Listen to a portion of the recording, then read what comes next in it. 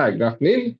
This afternoon, I'm here with Dr. Evan Ellis, who is a research professor of Latin American Studies at the Strategic Studies Institute, which is a division of the U.S. Army War College.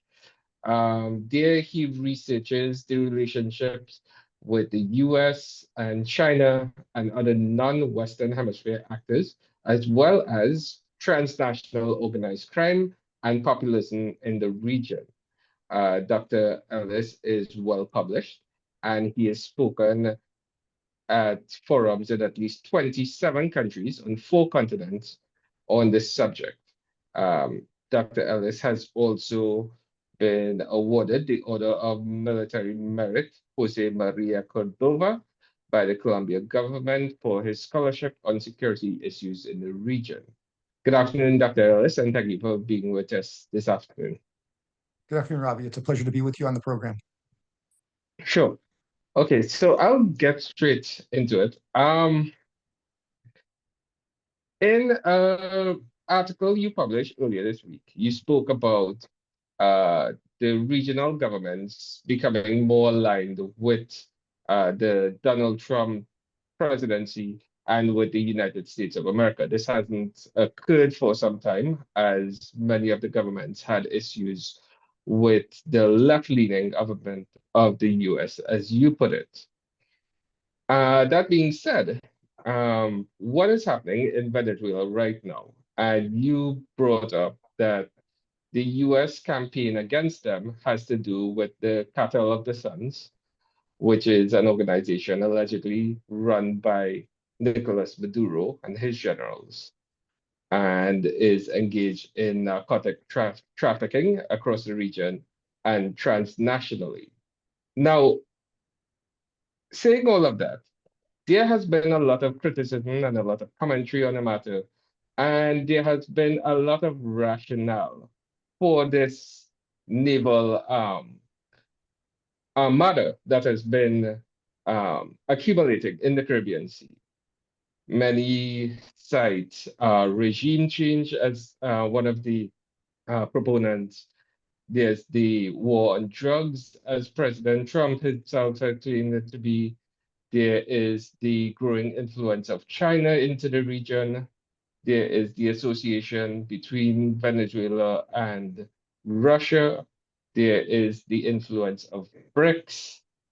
And there is also the fact that President Trump has been aligned with the organizations that have been led in the past by Juan Guaido and now by Maria Machado, who he sees as the rightful heir to the throne in Venezuela.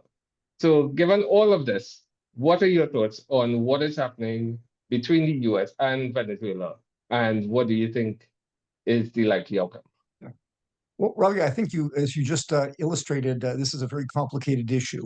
Indeed, ironically, when I wrote about the number of governments in the region being receptive to work with the U.S., not necessarily aligned with all of our policies, but at least open to engagement, it was literally just days before President Abinader in the Dominican Republic reluctantly canceled the Summit of the Americas, reflecting the division, I think, deep differences that some in the region have over issues of U.S. policy and in other matters. And so, indeed, there are grave differences on these issues, and I think there's a lot of uncertainty with respect to where the U.S. is going with these policies. Certainly, one thing is clear: this administration is much more focused on matters of the hemisphere, particularly those that directly affect U.S. citizens, such as drug flows, migration, and other things, perhaps than previous administrations have been, for good or bad. As part of that, certainly the deployment of significant forces to the Caribbean. This is a unprecedented level of force with the amphibious ready group and its associated Marine Expeditionary Unit, the F-35 fighters, the surveillance aircraft. Recently, the forward battle group that was just brought for the first time out of Europe into the Caribbean as well. And so, on the one hand, you do clearly see that action is being taken against drug transits across the region, certainly in the Caribbean. But if you look at the total of, I believe, at least as of today, 16 different strikes, that a substantial number, I believe, seven of those have actually been on the Caribbean side, which is the route of the majority of the cocaine that goes to the United States. And while some would have expected that focusing on drug overdose, that perhaps there would have been more focus on the fentanyl that is principally coming out of Sinaloa, Mexico, that's responsible for about 60 to 70% of those drug overdose deaths. One can say that in its own way, the Trump administration is also working simultaneously with the Sheinbaum government in Mexico on that. And so that, of course, gets us to the force deployment in the Caribbean. I think President Trump has been very clear that he sees the Maduro administration as problematic. I think Secretary Rubio has been very clear that because of the overwhelming evidence, including vote tallies produced by Maria Corina Machado after the what for me was the robbery of the election in Venezuela last July 28th, that really the legitimate de jure government is the one that the people elected by almost a 2-to-1 margin. That is Edmundo Gonzalez. And so, those who stay in power with the guns, specifically Nicolas Maduro, Diaz-Cabello, I think Secretary Rubio and others have been very clear that they are not seen as the legitimate government, even though you have to deal with them in the condition of power.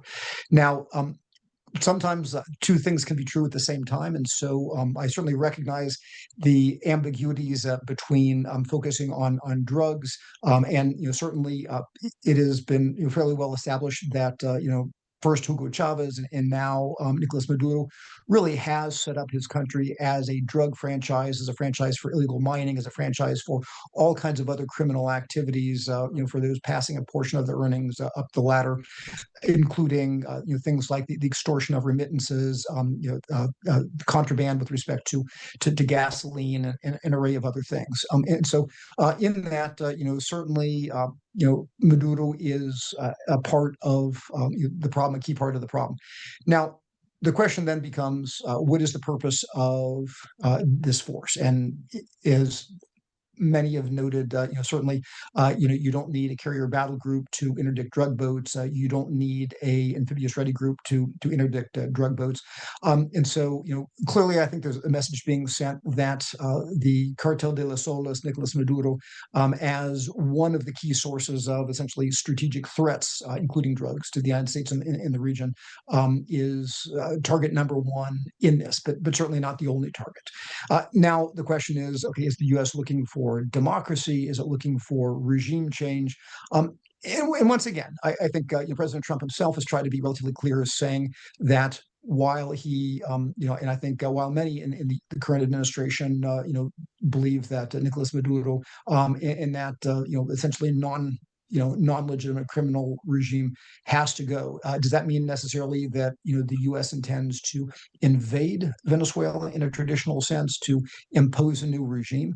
And my sense right now is that while some type of U.S. large-scale action could occur, that first of all, I think there's a hope with so many of other President Trump's policies that if the administration can avoid a direct use of military force, which is costly in terms of lives and money and other things, and has long-term liabilities, that the goal is to avoid that. And so I think there's really been an effort through the telegraphing of overwhelming force, the telegraphing of action, the discussion of other types of action, maybe on land, discussion of the President Trump's authorization to use the CIA on the territory in Venezuela, which for me is probably mostly about coordinating with the many people in Venezuela who would essentially, like to jump ship if they believe that U.S. action were imminent. And so at the end of the day, I think a lot of that telegraphing is with a desire that essentially the generals and others will try to save their own skins and jump ship and not unlike how the U.S. Really allowed the Israelis in the Iran operations against nuclear facilities to essentially do the majority of the work and only got involved when it appeared there was no other choice. My sense is a little bit of that is going on right now. But at the end of the day, the question is if the U.S., if the generals in Venezuela don't take care of the situation for the U.S. Could the U.S. act either to physically go in and grab Maduro and Jorge Indelcio Rodriguez and Diaz del Cabello and Pedrino Lopez and other people? I think it's possible. Now, certainly, a number have expressed concern that the danger, since Venezuela essentially set up as a criminal franchise, is that once you essentially cut the head off the snake, then you create a situation in which all of the rest are fighting against each other, because you have a lot of people, the colectivos, the sindicatos, the ELN, certain radicalized elements of the militias who don't want to see a accountable democratic government come to control and hold them to account for what they've done in the past, either in terms of criminality or human rights violation. And so my sense is that the big risk, certainly the elected government of Edmundo Gonzalez would have a brief opportunity. Probably the generals and others who remained would turn to them, and they would have a brief opportunity to try to essentially get things under control and implement a democratic government. I think it wouldn't be easy. I think you'd have actors like the Russians and the Cubans and others wanting to stir up trouble and pin it on the United States for their own geopolitical reasons, maybe sabotaging refineries and other oil assets. I think you have a risk that you could see a outflow of immigrants, and I think these are things that certainly, as President Trump, who at the end is who always decides, especially in this administration. I suspect that those are the type of things that are being taken into consideration. And so I think at this moment, we are in a situation where, clearly the force that's there is more than you need just to do drug operations. Will the U.S. pull the trigger on that force to eliminate the Cartel de Solis in a way that could also bring democracy? Possibly. But I think the key thing for me when we talk about regime change or occupation is it's very difficult to meet under any circumstances to see a long-term U.S. occupation force. It is, I think it's more likely that would be regarded as the responsibility of the Venezuelan people themselves, and that if you saw something in terms of U.S. force, it would be a relatively quick in and out operation, with the expectation of, it's about eliminating that threat, the responsibility for then following up with democracy, and if that led to regime change, if you will, and this is putting a fine point on it, that would be the responsibility of the Venezuelans themselves who elected Edmundo Gonzalez, last July 28th.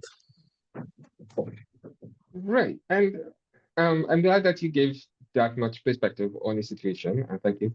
Um, when you spoke, well, when you wrote earlier this week about the alignment of other South American governments with Donald Trump, and you made an issue about that. My question is, do you think that they would also align with President Trump should he decide to actually move into the Venezuelan mainland? And would he get that sort of assistance from these neighboring countries on that front? Well, for me, this is kind of like a marriage. An agreement to cohabitate doesn't necessarily mean that two partners agree on everything all the time.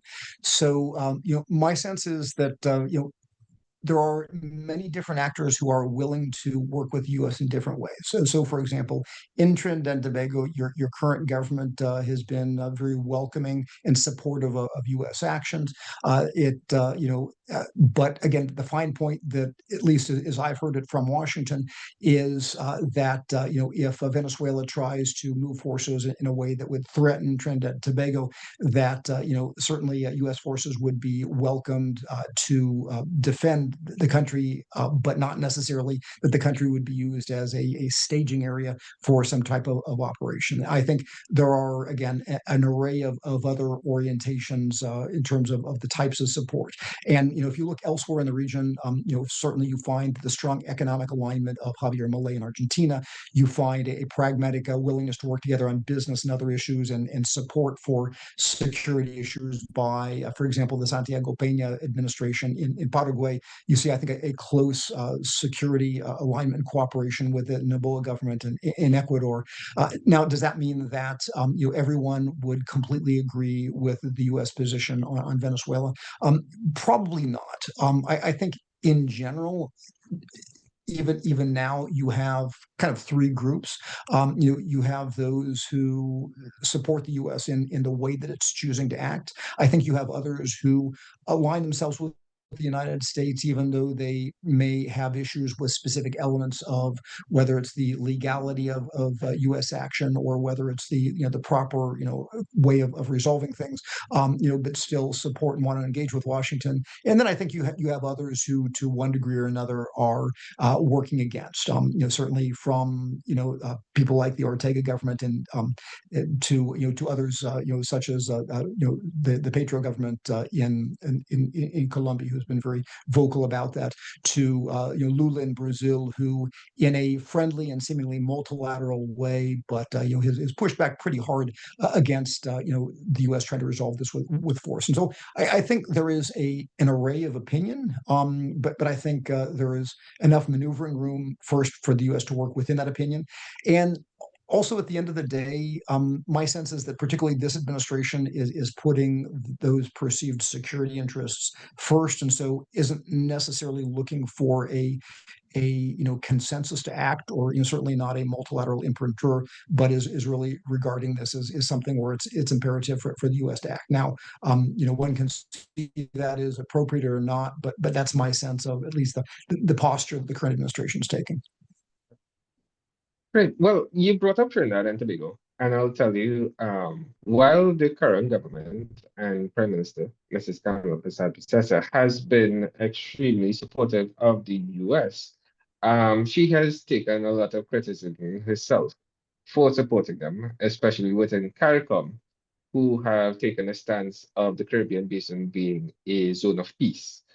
And it has kind of alienated her and put our diplomatic relations with the rest of the region at jeopardy, some would say.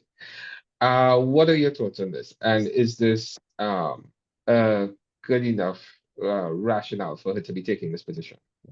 Well, certainly, Kamala's government has been a little bit different in tone than Prime Minister Raleigh's government has been.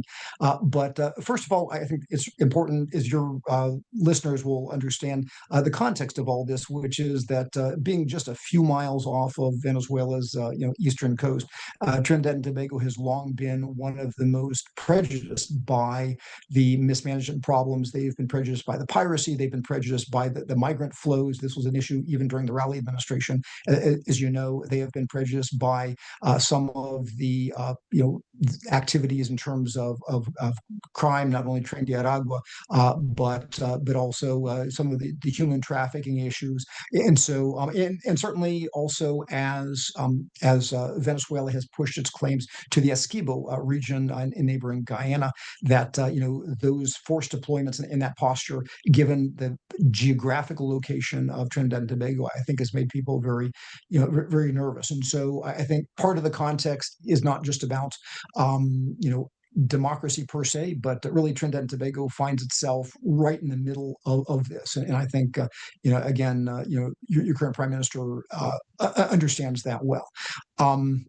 I have also followed a little bit of this in the press, and I know that others, look at this from kind of the broader, CARICOM perspective, from the broader Caribbean perspective, and the question of, what is a zone of peace. And again, I think that every government gets to come to its own decision about what is the right or wrong path for it. But also for me, as I look out to the Caribbean more broadly, we have to understand that one thing is peace, another thing is the importance of collaboration in dealing with the many different security challenges that affect all of us, and not just Venezuela, not just Colombia.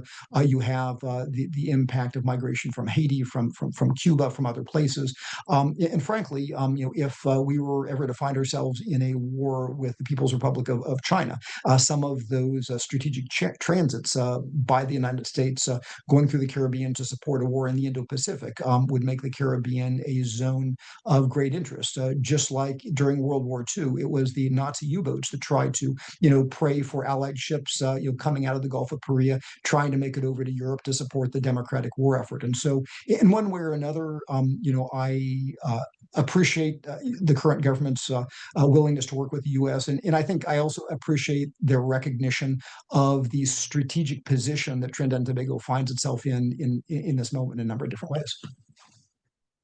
Well, yeah, and I mean, there is also rumors that there have been talks between Nicolas Maduro and Vladimir Putin for Russian assets and Russian military equipment to be transported to Venezuela for their protection as well. And I assume that Trinidad and Tobago would play a role in protecting or at least blocking any equipment going into there, similar to what happened to Cuba in the 1970s. But do you think that there's a real risk of Russia aiding Venezuela in this way? Well, first of all, important to recognize that Russia, really since the beginning of the Hugo Chavez regime, has played a key role in militarily as well as economically through petroleum and in mining, propping up that government. When early on in the Hugo Chavez regime, the government turned away from the U.S. in terms of work with Venezuelan F-16s and other things. They turned to Russia for literally $12 billion in military hardware. All of those BMP-3s and those T-72 tanks, as well as the Sukhoi 30 fighter aircraft and the Mi-17 transports and the Mi-35 attack helicopters, and just to name a few things, all came in during that period. And even when the Venezuelans essentially ran out of money to pay Rosboronexport and Rostec, the Russians continued to come in. They brought in Wagner Group as late as 2019, and some rumor is that literally just about a week ago, the Ilyushin 76 transport that landed there in Caracas's main military airport was actually bringing in more equipment for what's still informally known as is Wagner and perhaps air defense systems. And so actually geographically, Trinidad and Tobago has been kind of out of the principal flight path of what really has been billions of dollars of Russian equipment and maintenance and personnel that has been flowing into the country for many, many years. And of course, one can also mention the collaboration with Iran, with respect to the Mojahir 6 and the other drones that have been co-produced by Iran and Venezuela, as well as other vehicles. Or, for example, the fact that those Zulkifar attack boats with the adapted Chinese missiles that are literally just miles from Trinidad and Tobago being used to threaten Guyana are again things that the Venezuelans bought from the Iranians. And so my sense is that it doesn't inherently, involve Trinidad and Tobago having to take a stance. Although I think at the end of the day, Trinidad and Tobago are affected by those things. And just one final comment on that. Of course, the Russians and Vladimir Putin love to do theater. I remember when they were talking about a small island called La Orchilla, which probably is more familiar to those in Trinidad and Tobago. They were talking about bringing in these massive Russian T-160 backfire bombers. And if actually one looked at the map, one realized that it's actually hard to land a Cessna on La Orchilla Island, let alone these big bombers. It was a bluff. And of course, the latest is they're talking about these big, two big classes of missile, the famous Caliber missiles. But the interesting thing is that Venezuela, to launch a Caliber missile, you actually have to have a certain type of ship or a certain type of air platform. Venezuela has neither of those. The other another category of missile, which was literally just released in Russia. Russians don't even have it yet. This Mach 10 missile that may or may not work, but literally it was just released into the Russian inventory, I think, weeks ago. And that again, you have to have what they call a transporter erector launcher, a TEL. Venezuela doesn't have any of those either. And so, this promise to give Venezuela a missile that the Russians themselves just barely got, and or other missiles that the Venezuelans don't have the way to launch it. Again, kind of like landing backfire bombers on Larchia Island. It makes for good theater. I think it allows Vladimir Putin to show support. But I think this is kind of part of the bluff that's being played with Russia, trying to show that it continues to be relevant with its friends in the region right now. Okay. In terms of the strike, and this is probably the most controversial issue surrounding the entire thing, there has been a lot of criticism from both within the US and outside regarding the fact that these strikes are costing lives in the Caribbean Sea and the Pacific Ocean now, where they are not capturing the individuals, they are not, there's no due process. And, it just seems to be extrajudicial killings taking place more and more frequently as time moves on. Do you think that, one, in your opinion, are these legal in terms of how the US is carrying out the mission? And do you expect that there will be any ramifications, whether in the Congress and Senate, or probably at the international criminal courts or anything like that? Yeah. Well, I'm not a lawyer, but I'll give you my opinion as an analyst, and this is just my own opinion. But Sure. first of all, of course, uh, the U.S. Position is that having legally established or at least recognized these groups, first Trinidad and Tobago and later Cartel de los Soles, as terrorist organizations, and then having gotten a series of different actors in the region, including Argentina and Ecuador and Paraguay and Peru and I believe others, to also share that there is both some authority in the U.S. system and also some indication under international law with that shared recognition that as terrorists there are certain types of action that one can take. Now, having said that, I recognize that there are still questions of whether that alone is enough in international law to allow other people or certainly criminal courts to see this as justified. So I can't opine on that, but what I do also recognize is that there's always a perception, and just like with the actions of China or Russia or anybody else, the perceptions of impropriety have political consequences in terms of alliances, in terms of soft power, in terms of partnerships and other things. And so, I certainly am personally concerned about the impacts of the perceptions among our neighbors and how that could impact, hopefully not negatively, the willingness of our neighbors to work with us in these shared security challenges, like drugs, like the hosting actors like the Russians and the Iranians and others in the regime, let alone organized crime. So, but certainly, perceptions are important, and I think any good strategist has to take their impact into consideration. Right. And well, finally, this will be my final question.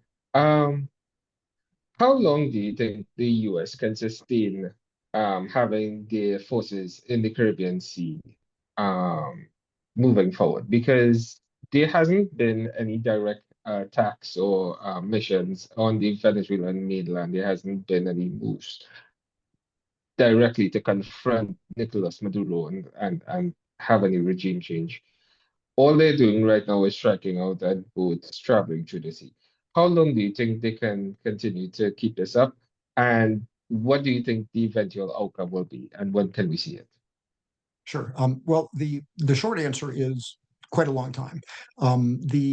As you probably know, as your listeners may know, the U.S. has developed a new national defense strategy in which we talk about a emphasis or a repositioning of forces and security focus on this region. And so, given that you could actually see a longer term presence of some of those U.S. forces in this hemisphere that have traditionally, like the carrier battle groups, been sustained in semi-permanent ways in other parts of the world, in Europe and the Middle East.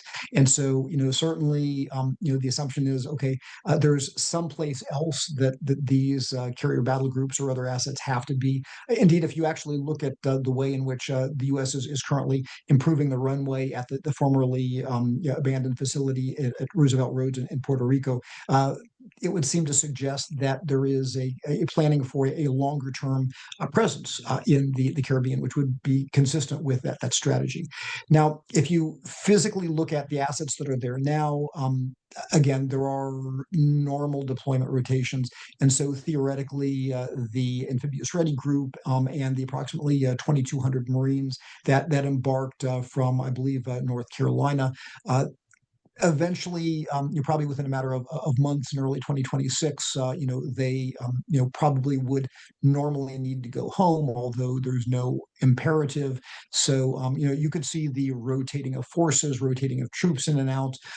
If you saw things like the B-52s that were deployed from Barksdale or the B-1s, you can bring in forces from the continental United States, day or night. So I think the presumption of, well, this can only last so long is, I think, frankly, time is on the administration side, even if this is costly.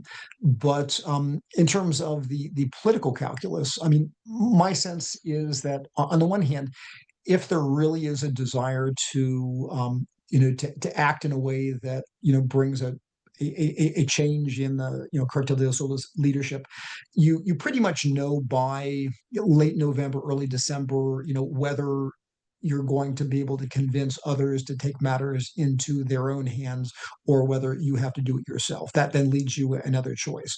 There is arguably certain reasons why one would want to not lose the momentum to so that would suggest maybe some type of action again before the Christmas holidays in the US calendar, but there's no inherent reason. So at the end of the day, the question is,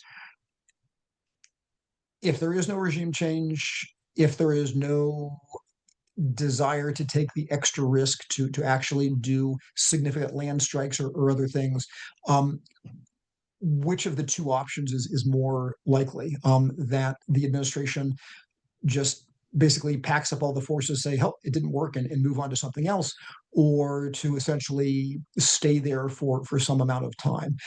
And my sense is that although other things will occur in the world, that if the administration chooses not to act, that it's not unthinkable that there could be some continued long-term security focus, certainly the counter-drug mission, and perhaps other missions in the Caribbean as well. After all, at the end of the day, even though we have neglected it over the years, the Caribbean is the southeast maritime approach to the United States. It and our shared security with our neighbors is something on which we depend. And so, just having a force that continues to manage those security issues, whether it's drugs or other things, there isn't necessarily a timeline when that runs out, in my opinion. But where this specific dynamic with Nicolas Maduro and Cartel de los Solos goes in the next couple of months, frankly, I think a lot of us are still trying to figure that out. And I think most of us, if there's one thing that is a general consensus in Washington with this administration, it is that this president is the one who makes the ultimate decisions, and the way he chooses to do so are not always easy to predict by those of us who are used to following traditional foreign policy dynamics. Well, thank you for your Thank you. inspired information this afternoon. You're a gentleman and a scholar, and I thank you again for joining us. Do you have any final words? just a real honor to be part of the program. And I think one of the things I think that's maybe isn't heard enough in Washington, because I know sometimes there's a lot of hostile rhetoric that comes out of Washington, is that for many of us in the United States, there is an understanding that we are neighbors. We share the space of the Caribbean, we share the space of the Americas. And it is important that the things that have made those partnerships work, not only the commerce and security cooperation, but the values that unite us, things like democracy, things like respect for sovereignty and the individual, although sometimes it can seem that those shared values are being stretched or overlooked. I think it continues to be, at least in my thinking as a strategic analyst, one of the things that is critical to keeping us together and making this relationship as an extended family really work. And so I welcome the opportunity to engage with you and your listenership there in Trinidad and Tobago, and I wish all of our neighbors in both islands the very best. And my thanks for the opportunity to be on the program. Sure. Thank you again. Thank And you. maybe we can speak as this continues further. I hope so. Thank you.